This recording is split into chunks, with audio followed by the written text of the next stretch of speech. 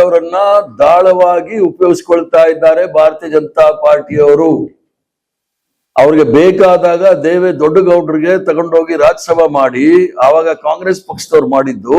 ಈ ಬಾರಿ ಅವ್ರಿಗೆ ಮೂಗಿಗೆ ಬೆಣ್ಣೆ ಹಚ್ಚಿ ಬಿಟ್ಬಿಟ್ಟಿದ್ರು.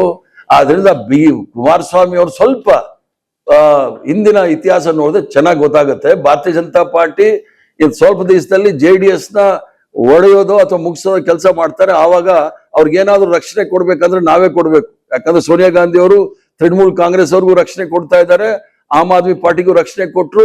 ಯಾರ್ಯಾರು ಬಿಜೆಪಿಯಿಂದ ತೊಂದರೆ ಈಡಾಗಿದ್ದಾರೆ ಅವ್ರಿಗೆಲ್ಲ ತೊಂದರೆ ಜೊತೆಗೆ ನಿಲ್ಕೊಳ್ಳೋದು ಕಾಂಗ್ರೆಸ್ ಪಕ್ಷ, ಸೋನಿಯಾ ಗಾಂಧಿ, ರಾಹುಲ್ ಗಾಂಧಿ ಅಂತ ಹೇಳಿ ಇಚ್ಛೆ ಬೀಳ್ತಾರೆ. ಈಗ ಮಹಾರಾಷ್ಟ್ರದಲ್ಲಿ ಹೈಕೋರ್ಟ್ ಅವ್ರು ಏನ್ ಹೇಳಿದ್ದಾರೆ ಕೇಳಿ. ಹೈಕೋರ್ಟ್ ಜಡ್ಜ್ ಏನ್ ಹೇಳಿದ್ದಾರೆ, ಎಲ್ಲಿ ತನಕ ಹಾರ್ಸ್ ಟ್ರೇಡಿಂಗ್ ನಡೀತಾ ಇದೆ, ಕುದುರೆ ವ್ಯಾಪಾರ ನಡೀತಾ ಇದೆ, FIR ಆದ ತಕ್ಷಣ ಕುದುರೆ ವ್ಯಾಪಾರ ಆಗುತ್ತೆ. ವಾಷಿಂಗ್ ಮೆಷಿನ್ ಇದೆ ಪೊಲಿಟಿಕಲ್ ಪಾರ್ಟಿನಲ್ಲಿ. ಇಷ್ಟು ಕೆಳಮಟ್ಟಕ್ಕೆ ಪ್ರಜಾಪ್ರಭುತ್ವ ಬಂದಿದೆ ಅಂತ ಹೇಳಿ ನಾನೆಲ್ಲ ಹೇಳಿರೋದು.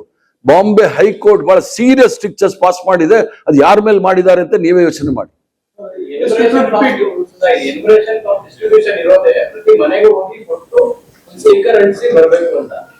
ಈಗ ರಿಲೀಸ್ ಮಾಡಿರೋ ವಿಡಿಯೋಗಳಲ್ಲಿ ಕಾಂಗ್ರೆಸ್ ಶಾಸಕರು ಭಾವಚಿತ್ರಗಳಿರೋ ಕರಪತ್ರಗಳಿದ್ದಾವೆ.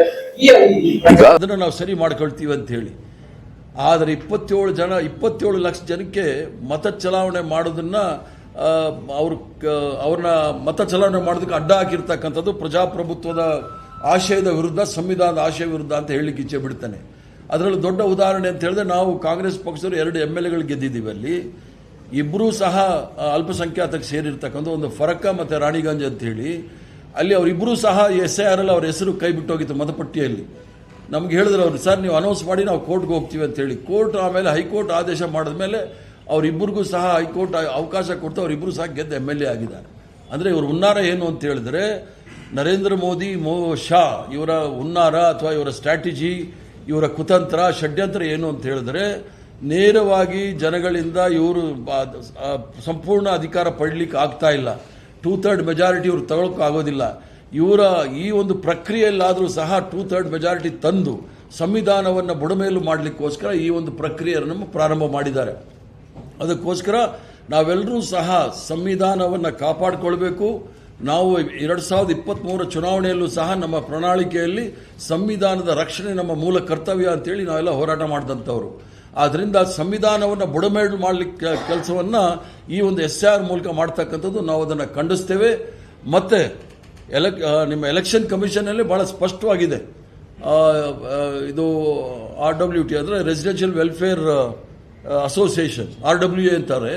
ಈ ಫ್ಲ್ಯಾಟ್ಗಳಲ್ಲಿ RWA ಹೊರಗಡೆ ನಾವೆಲ್ಲರೂ ಸಹ ಸಾಮಾನ್ಯವಾಗಿ ಸಮುದಾಯ ಭವನಗಳು ಮತ್ತು ಜನಸಾಮಾನ್ಯರು ಸೇರ್ತಕ್ಕಂಥ ಜಾಗಗಳು, ಅದು ದೇವಸ್ಥಾನ ಇರ್ಬೋದು, ಮಸೀದಿ ಇರ್ಬೋದು, ಚರ್ಚಲ್ಲಿ ಎಲ್ಲೂ ಸಹ ಕೂತ್ಕೊಂಡು ನಾವು ಎನ್ಯುಮರೇಷನ್ ಫಾರಂ ಫಿಲ್ ಮಾಡ್ಬೋದು. ಕಳ್ಳು ಓಟಕ್ಕೆ ಆಗೋದಿಲ್ಲ. ಕಳ್ಳು ಓಟ ಹಾಕ್ಸೋದು ಇವ್ರು ಮಾಡೋದು. ಯಾಕಂದರೆ ಯಾವ್ಯಾವ ದೇವಸ್ಥಾನದಲ್ಲಿ ಯಾವ ಥರ ಉಪಯೋಗಿಸ್ಕೊಳ್ತಾರೆ ಅಂಥೇಳಿ. ಬೆಂಗಳೂರು ನಗರದಲ್ಲೇ ನೀವು ಬಂದರೆ ಮಹಾಲಕ್ಷ್ಮಿ ಲೇಔಟ್ಗೆ ಹೋಗಿ, ಅಲ್ಲಿ BJPಯವರು ಎಲೆಕ್ಟ್ರೋಲ್ BLO ಜೊತೆ ಹೋಗಿ ಪ್ರತಿ ಮನೆಗೆ ನೀವು BJPಯವ್ರಿಗೆ ಓಟ್ ಕೊಡಬೇಕು, ನಿಮ್ಮ ಹೆಸರನ್ನ ನಾವು ವೋಟರ್ ಲಿಸ್ಟಲ್ಲಿ ಸೇರಿಸ್ತಾ ಇದ್ದೀವಿ ಅಂತಾರೆ. ಸದಾಶಿವನಗರದಲ್ಲಿ ಅಲ್ಲಿ ಮಲ್ಲೇಶ್ವರಂ ಕಾನ್ಸ್ಟಿಟ್ಯೂನ್ಸಿಗೆ ಸೇರುತ್ತೆ. ಅಲ್ಲಿ ಫುಟ್ಪಾತ್ ಮೇಲೆ ಕೂತ್ಕೊಂಡು ಎಲ್ಲರನ್ನೂ ಸಹ ಜಬರ್ದಸ್ತಿ ಬಲವಂತವಾಗಿ ಸೇರಿಸ್ತಕ್ಕಂಥ ಕೆಲಸ ಭಾರತೀಯ ಜನತಾ ಪಾರ್ಟಿಯವರು ಮಾಡ್ತಾ ಇದ್ದಾರೆ. ಜಯನಗರದಲ್ಲಿ ಆಗಿದೆ. BLOಗಳ ಜೊತೆ BJPಯವರೇ ಹೋಗಿ ಧಮಕಿ ಕೊಡ್ತಾ ಇದ್ದಾರೆ. ಮತ್ತೆ ತಮಗೆ ಅನಿಸಿರ್ಬೋದು ಮಸೀದಿನಲ್ಲಿ, ಸಮುದಾಯ ಭವನದಲ್ಲಿ ಯಾಕೆ ಹೆಸರು ಸೇರಿಸ್ತಾ ಇದ್ದಾರೆ ಅಂತ ಹೇಳಿ. ಬಹಳಷ್ಟು ಜನ BLOಗಳು, ಟೀಚರ್ಗಳು ಇದ್ದಾರೆ, ಅಂಗನವಾಡಿಗಳು ಇದ್ದಾರೆ. ಅವರು ಆ ಸ್ಲಮ್ ಏರಿಯಾದಲ್ಲಿ ಯಾರು ಅಲ್ಪಸಂಖ್ಯಾತರಿದ್ದಾರೆ ಮತ್ತು ಬಡ ಜನತೆ ಇದ್ದಾರೆ, ಅಲ್ಲಿ ಅವರು ಹೋಗ್ತಾ ಇಲ್ಲ. ಅಲ್ಲಿ ಹೋಗಿ ನಾವು ಅದನ್ನೆಲ್ಲ ನಾವು ಮಾಡೋಕ್ಕಾಗೋದಿಲ್ಲ ಅಂತ ಹೇಳಿದಕ್ಕೋಸ್ಕರ ನಮ್ಮವರು ಅದನ್ನು ಕಾನೂನುಬದ್ಧವಾಗಿ ಸಮುದಾಯ ಭವನ, ಮಸೀದಿ, ದೇವಸ್ಥಾನದಲ್ಲಿ ಅವರ ಹೆಸರುಗಳನ್ನು ನೋಂದಾವಣೆ ಮಾಡಲಿಕ್ಕೆ ಎನ್ಯುಮರೇಷನ್ ಫಾರಮ್ನ ನಾವು ಫಿಲ್ ಮಾಡ್ತಾ ಇದ್ದೀವಿ. ಎನ್ಯುಮರೇಷನ್ ಫಾರಂ ಫಿಲ್ ಮಾಡಿದ ಮೇಲೆ ಅದು ಸುಲಭವಾದ ಕೆಲಸ ಅಲ್ಲ.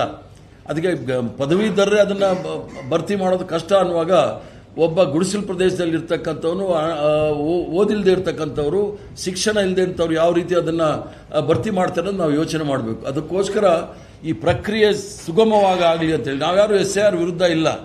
SIR ಅಲ್ಲಿ ಕಳ್ಳೋಟ್ಗಳು ಏನೇನು RSS ಅವರು BJPಯವರು ಕಳ್ಳೋಟ್ಗಳು ಮಾಡಿಸಿದ್ರೆ ಅದನ್ನು ಕಿತ್ತಾಕಲಿ ಅಂತಲೂ ಹೇಳ್ತೀವಿ. ಎಲ್ಲಿ ಡಬಲ್ ಹೆಸರುಗಳಿದೆ ಅದನ್ನು ಕಿತ್ತಾಕಿ ಅಂತ ಹೇಳ್ತೀವಿ.